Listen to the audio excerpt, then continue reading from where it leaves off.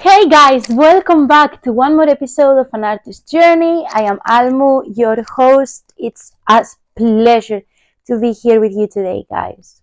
I've been wanting to record another episode for so long and I've been just so busy that I'm so happy to be here with you today. As you can see, if you're watching this on YouTube, we keep changing the ways of recording. Today I'm holding a mic. I'm going back to our old mic for Spotify. And I know it's not the best mic, and I just hope it works. And I hope everything goes great. Thank you for being patient, and thank you for being with me in this journey of realization and learning about YouTube and everything. And if you like the podcast, subscribe, share, tell your friends, and everything. There are actually a couple of topics that I wanted to talk to you about today. I was thinking, because I got, very fired up the other day when I saw this influencer talking about the education system. I think if we're here, we're all artists, and I think we'll probably all share this view. I know I've said some pointers during other episodes, probably in Spotify, because in the last two I didn't mention anything about this, I think. But it is true. The education system is a bit shit. What I'm watching right now, because I'm starting to follow and care or be more involved in like millionaires mindset. Sorry, I don't know how that sounded. Um, More involved on millionaires mindset, and what that is making me realize is that so many things, because since I was a kid, like I was quite right, to be honest. Like I have a very good memory, amazing, that I surprise myself sometimes, and I'm like, okay, how do I remember this if it was years ago, and I can just go through a conversation completely, word by word. Um, well,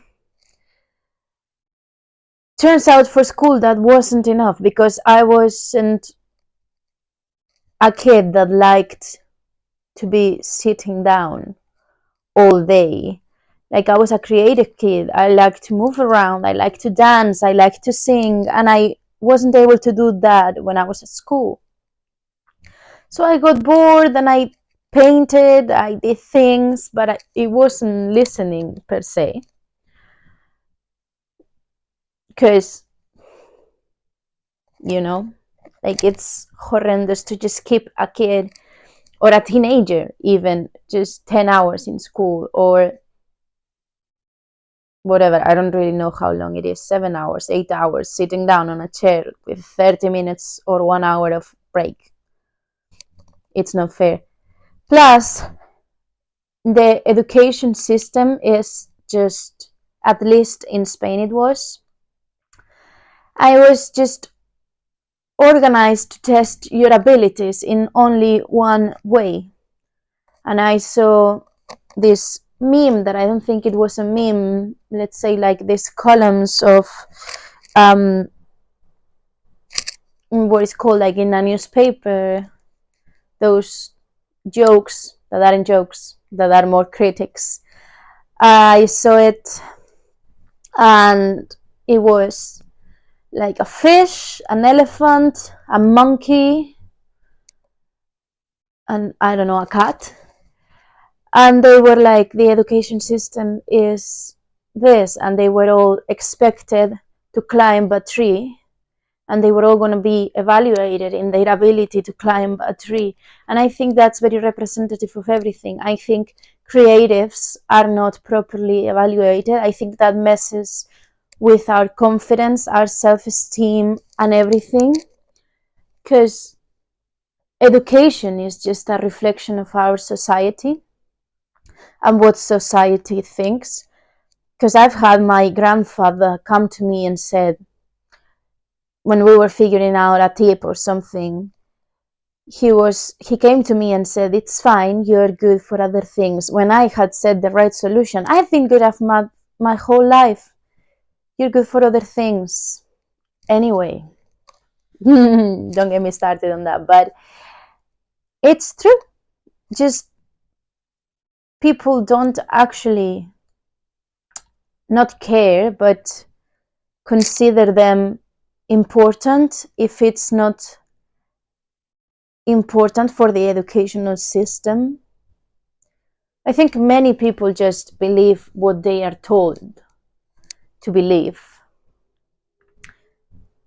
in this way. Like if for my grandparents it was important to study things, certain things, and do these things, they're gonna believe it. And even in those years, probably arts and crafts were not even a thing to study, but doesn't mean the fact that you're not the brightest. Maybe you are, like you're the best in math, and to be fair, for doing music you need to know math, and maybe you're amazing at reading and books or analyzing a painting or history because you have a good memory, like me. I didn't really care for history, so I was never that bright, but I do remember like a test when it was the first test, and like we had 5 classes and there were the 5 questions, and I remember that year I was taking care of my studies and I actually took notes. It was like college, would you call it in UK, bachillerato in Spain. And I remember I learned everything word by word, as because I copied it word by word what the teacher said in my notes. I learned it word by word, and I didn't have time enough to finish, but I got an 8, so 2 points per question. And I was like, oh wow, if only I had time to first of all learn the other one, because the other one I didn't know, but to write it down as well. Like, I'm amazing. And it's sad that because I was getting A plus and mentions in certain subjects when I was in college, and they were like English or literature, and I was like, no, I never valued those marks because it was related to what I wanted to do as much as I would have valued other things. And I think the only one person who actually valued my marks then was my sister, and the one who was proud and took them from me and put them on the fridge. And it's true. It's just we are taught to give it a different value and to consider math more important than music, which for me they're basically the same thing. Obviously math develops into more complicated things and music does as well, but they all start with the same, like you need math for both. It's more important to know history than to be a writer and have good writing skills, and they don't teach you that kind of thing. They don't teach you how to play an instrument, which I think it's wonderful, and I think many geniuses, I wouldn't name one, but many geniuses were able to play instruments. But no one cares about that. It's not the important thing. Your time is too valuable. Those 8 hours that you are sitting down Monday to Friday, since you are 5 years old in the school, they need to go to valuable things, and arts aren't one. And it pisses me off so much. But on the other hand, and this is where the millionaire mindset is coming as well, they don't teach us how to live either. They don't teach us how to be a millionaire, how to get our own business, how to do taxes for self-employed, which I'm very, very, very scared that I'm gonna have to do this year, and I have no idea how to do them. But everything is gonna turn out great. They don't teach us if we want to create our own business, if we want to be successful, what we should do. And I've been watching, just today, I've been watching videos of finances and how to manage your own finances. And it's true, there's a huge amount of things that they don't tell us. Like, you can have your, what was it called? Wait, I have I have notes. Your earned income, which is when you trade your time, which is extremely more valuable than what anyone's gonna pay for it, for money. And usually in school, that's what they teach you to do. Just trade your time for money. Depending on your career, if you're a graphic designer, if you are if you do illustration or these things, or you can want to be a dance teacher, for example, you trade goods for money, which take time to make, which it's like a circle.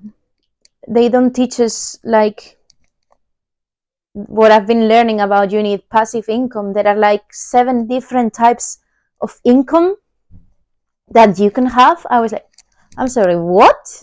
Like, I didn't know this. And it's so interesting. I completely recommend you start watching things about this, because it's going to tell you, like, no one becomes a millionaire.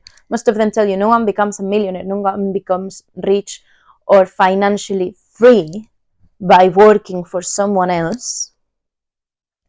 And it's true as well. The schools, your teachers, the government is going to tell you to work for the man. Ooh, that's such a street expression. And I'm sorry. And millionaires are going to tell you to work for yourself. The government doesn't make it easy to work for yourself. Nothing makes it easier, but it gets to be. You just need to figure it out, and you can figure it out, and you can get there. And time freedom, I think it's completely worth it. Just being able to do with your time whatever you want, and having the financial freedom as well. Having maybe people to work with you, just getting a companionship, partnership, or something, and doing it together. Because you only have 24 hours in a day. There's only so much money you can make. If you're getting paid £10 an hour, you can only make 240 a day using your 24 hours.